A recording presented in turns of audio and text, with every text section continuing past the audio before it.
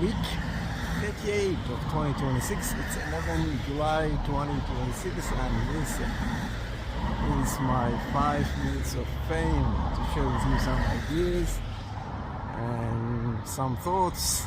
And the focus this week is education.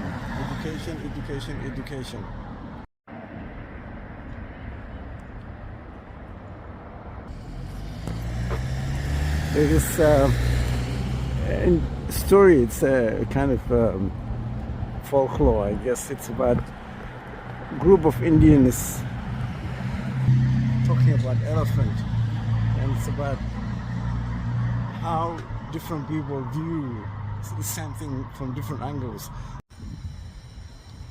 So we have different views on education and how and what is the best way to deliver education to the Somali community, Somali students, and so on. I too have my own view, just like the Indians who had different definitions of elephant. One saying it's a trunk, one saying it's a arm, one saying it's a leg, because each one of them touched part of the elephant.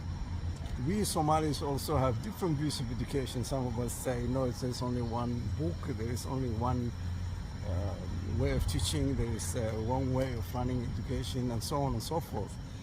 But none of those things are really important for this discussion.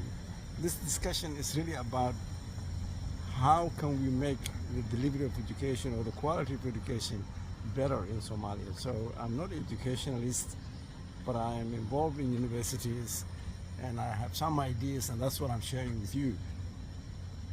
Anything else, the politics and the gaming and all those things, they're not my cup of tea. I'm not really interested in those things.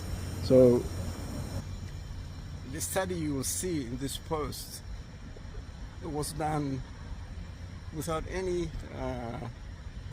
funding or any support from any group or from any university or government or anyone. It was purely my own research.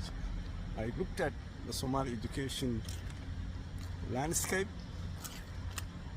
checked the facts, checked with other organizations around the world, and this is the outcome. This is the table you're looking below, is what I found.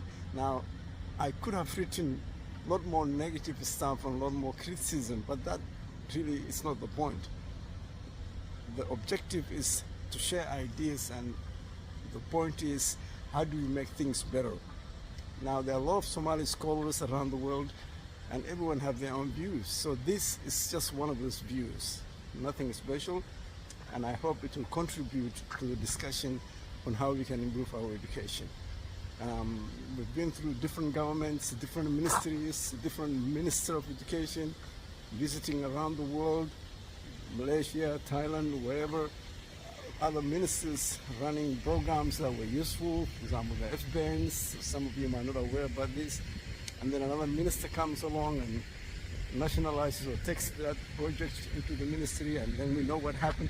But the bottom line today, what I really want to focus on, is what happens to the Somali students when they go overseas. And I encountered them. I'm involved in 4 different universities in Australia, and I know the problems they face, or even in the Pacific region and in other countries. And that is really my interest. My interest is, how do we improve the quality of education? How do we get the system to work better? And most importantly, how do we encourage our students to get the best education? And when they graduate and they go overseas, how can we make sure the credentials, certificates, degrees, diplomas are recognized? So that is really the focus. It's all positive. It's trying to help, not to criticize. We've been criticizing for a long time, and it took us nowhere. So that's what really this topic is about. Your comments, your feedback, as always, welcome. Take care. And yes, before I go, I want to congratulate Amud University in Burma for becoming a member of the African Australian Universities Network. Well done, keep it up.